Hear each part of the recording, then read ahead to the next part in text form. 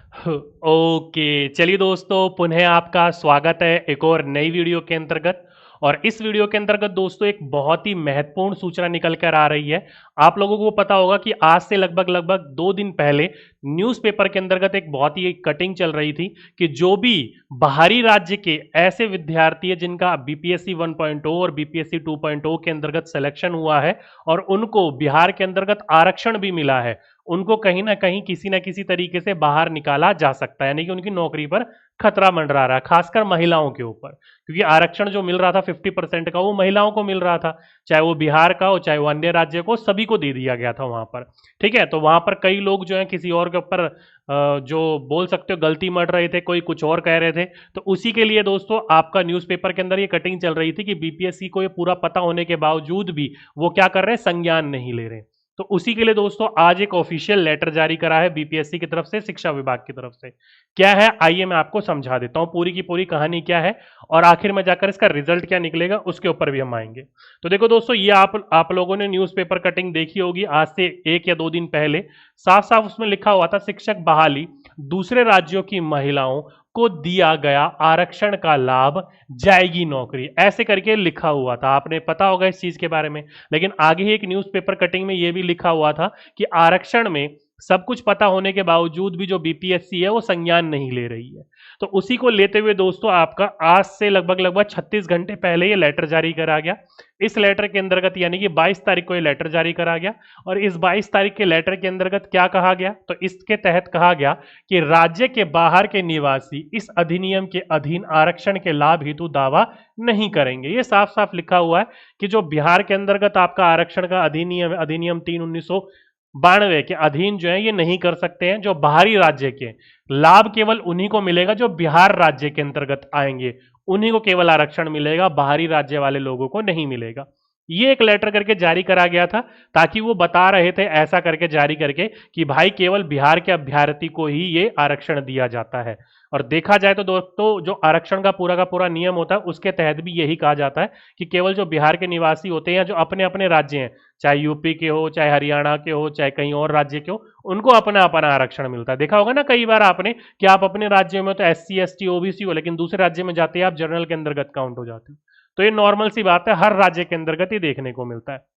लेकिन बीपीएससी 1.0 2.0 के अंतर्गत बहुत ज्यादा ही धांधली देखने को मिली। धांधली क्या बोल सकते हो, कुछ भी, चाहे धांधली बोल लो, गड़बड़ी बोल लो, कुछ भी देख लो, कि वहां पर सभी जो भी महिलाएं थी उन सभी को आरक्षण दे दिया गया था। तो उस वजह से जो बिहार की कई सारी महिलाएं थी उनको कहीं ना कहीं उनका नाम नहीं आया। और कई तो ऐसे तो जो मेरिट लिस्ट से बहुत ऊपर थे लेकिन फिर भी उनका डेट ऑफ बर्थ की वजह से नाम देखने को नहीं मिला। देखा होगा ना आपने, बहुत सारा हंगामा उठा था। बीपीएससी 1.0 में तो नहीं, इतना नहीं उठा जितना 2.0 और 3.0 में उठा था। ठीक है, तो वो वाली बात यहां पर बताई गई थी कि किस किस को लाभ मिलेगा और किस किस को लाभ नहीं मिलेगा। अब इसी के लिए दोस्तों आज एक और लेटर जारी करा गया है। देखो ये इसके अंतर्गत साफ साफ बोला गया, ये मुजफ्फरपुर का है, ध्यान रखिएगा, मुजफ्फरपुर शाखा की तरफ का है ये। वहां पर साफ बोल रखा है इन्होंने कि बीपीएससी टीआरई 1.0 और टीआरई 2.0 के अंतर्गत जो पूरक परिमाण निकल कर आए थे या जो भी परिमाण निकल कर आए थे उसमें जो अध्यापक आए हैं उनके फोल्डर को उपलब्ध कराने की बात करी गई है।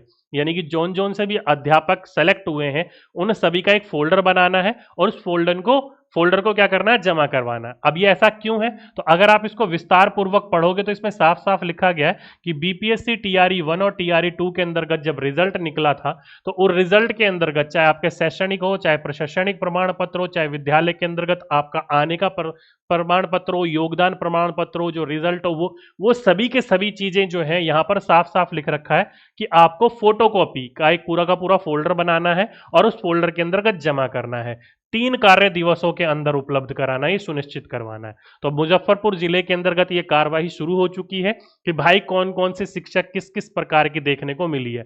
और वहीं पर ही दोस्तों अगर आप आगे पढ़ोगे तो प्रधानाध्यापक से इस क्या है आशय की घोषणा पत्र अवश्य ले कि उनके द्वारा जो भी आपका समर्थित शिक्षकों की सूची है उसके अलावा कोई भी शिक्षक बिहार के बाहरी राज्य का जो प्रतिस्थापित नहीं है। तो पूरा का पूरा यहां पर साफ साफ लिख रखा है कि जो भी आपके पद स्थापित किए गए थे, तो जो भी आपके बिहार के विद्यालय के अंतर्गत हो या बिहार के बाहर के हो, यहां पर साफ लिख रखा है कि विभिन्न विद्यालयों में जो भी आपके पद स्थापित वैसे विद्यालय अध्यापक जो बाहरी राज्य के निवासी हैं तथा मुजफ्फरपुर जिले में चयनित व पद स्थापित है वह प्रमाण पत्रों की समीक्षा उपयुक्त प्रासंगिक आदेशों के क्या है अनुपालन करना आवश्यक है। यानी कि जो भी आपके ऐसे हैं जो बिहार के हैं, यहां पर साफ पूरा पत्र पढ़ने की आपको जरूरत नहीं है, सारांश में आपको बता देता हूं। जो भी बिहार राज्य के अदर स्टेट के हैं उनको साफ साफ बोला गया है कि आप लोगों को ये पूरा का पूरा नियम, मुजफ्फरपुर जिले की है, धीरे धीरे बाकी और जिलों की भी आ जाएगी, तो मुजफ्फरपुर जिले की साफ साफ कहा गया अगर आप बिहार के अंतर्गत बिहार के राज्य के नहीं हो और बिहार के बाहर के राज्यों के हो तो आपको सारे के सारे प्रमाण पत्र अगर आप यहां पर पढ़ोगे तो देखो दोस्तों, चाहे आपका शैक्षणिक प्रमाण पत्र हो, प्रशिक्षक प्रमाण पत्र हो, विद्यालय के अंतर्गत जो पद स्थापित हुआ था उसका प्रमाण पत्र हो, योगदान प्रमाण पत्र हो, आधार कार्ड हो, निवास प्रमाण पत्र हो, सभी के सभी प्रकार के प्रमाण पत्रों की फोटोकॉपी देनी है, जमा करवानी है और उसका एक फोल्डर बनवाना है। तो इसके पीछे क्या तर्क हो सकता है? तो इसके पीछे तर्क कहीं ना कहीं दोस्तों यही हो सकता है कि जो बिहार की महिलाएं हैं उनको 82 मार्क्स के ऊपर क्या कर दिया जाता है, पास आउट किया जाता है जनरल वालों को। ध्यान रखिएगा, आप लोगों को पता होगा तो 82 जो मार्क्स होते हैं, वैसे तो 90 होते हैं नॉर्मली, लेकिन बिहार की महिलाओं को आरक्षण दिया गया और 82 पर पास आउट होता है। और कई ऐसी महिलाएं हैं जिनका 82 पर ही सिलेक्शन हुआ है और वो बिहार राज्य की नहीं है। उसके लिए एक पूरी की पूरी सूची भी दी गई थी, अप्रोक्सीमेटली 10 बच्चों की सूची दी गई थी और वो सूची मैं यहाँ पर अभी तो नहीं लेके आया, लेकिन एक पूरी की पूरी सूची भी आई थी, एक पत्र भी आया था, अगर आप लोगों ने पढ़ा होगा तो। उनमें उन महिलाओं के जो नंबर थे वो 10 थे, ओ सॉरी 82 थे, 82 थे। और वो महिलाएं जो थी वो या तो यूपी की थी या झारखंड की थी या आसपास की राज्यों की थी। तो ऐसे करके कई ऐसी महिलाएं थी जिनके 82 नंबर है, उनका सिलेक्शन और पद पे ले रखे हैं। तो उसी के लिए कहीं ना कहीं अब ये क्या है, पूरी की पूरी कार्यवाही करी जा रही है। अब मुझे ऐसा लग रहा है कि भाई सही में जहां पर बीपीएससी शांत बैठी हुई थी अब वो शांत नहीं होगी, कहीं ना कहीं अब इनको बाहर करने का पूरा प्रोसेस का काम शुरू हो चुका है। अब इनको बाहर किया जाएगा नहीं किया जाएगा या फिर क्या है क्या नहीं है वो तो आगे पता चलेगा, लेकिन अभी यहां पर ऐसा कुछ नहीं कि उनको बाहर किया जाएगा, बस ये अभी फोल्डर तैयार करवाया जा रहा है। तो अब कहीं फोल्डर तैयार कर रहा है कहीं ना कहीं तो भाई खतरे की घंटी है। अब ये सोच कर देखो यार, एक को नौकरी मिल गई और फिर उसको आप बाहर कर रहे हो, और ये पूरा प्रशासन का एक तरीके से गड़बड़ी है। उस बच्चे की क्या गड़बड़ी है, अगर आप अपने आप को उस बच्चे को रख कर देखोगे तो ठीक है। ये मत सोचिए कि सर उसका साइड ले रहे हैं, मैं इसलिए बता रहा हूं आप लोगों को दोस्तों क्योंकि आप खुद सोच के देखो, आप अपने आप को रखो, आपको एक बार नौकरी मिल गई और आपको एक बार नौकरी से मिलने के बाद सैलरी मिल गई और उसको आपको अचानक ही 5-6 महीने बाद बाहर निकाल दिया जाए, बीपीएससी 1.0 के अंदर को तो 5-6 महीने हो चुके हैं, बाहर निकाल दिया जाए तो कितना अजीब सा लगेगा, जहां पर आप संतुष्ट हो गए होगे 5-6 महीने के अंतर्गत, चलो यार सब कुछ सेट हो गया है, ठीक है। अब पता चला अब हड़बड़ी मच रही है इसके अंतर्गत, ठीक है। तो अभी कहीं पर भी ऐसा कुछ नहीं है कि उनको बाहर किया जाएगा, बस ये है कि आरक्षण का आपको लाभ नहीं मिलेगा, और आरक्षण का लाभ नहीं मिलेगा तो भाई सीधी सीधी सी बात है, इंडिकेट किया जा रहा है कहीं ना कहीं आप लोगों को बाहर करेंगे ये लोग, ठीक है। आगे जो भी इंपॉर्टेंट सूचना निकल के आएगी तो मैं आप लोगों को जरूर अपडेट देने का प्रयास करूंगा। तो आज के लिए अभी के लिए बस यही एक सूचना थी, उम्मीद करता हूं आप लोग सभी के सभी अपडेटेड हो गए होंगे। तो आज के लिए बस इतना ही, आपसे फिर मुलाकात होगी एक नेक्स्ट वीडियो में, जब तक के लिए सभी दोस्तों को धन्यवाद।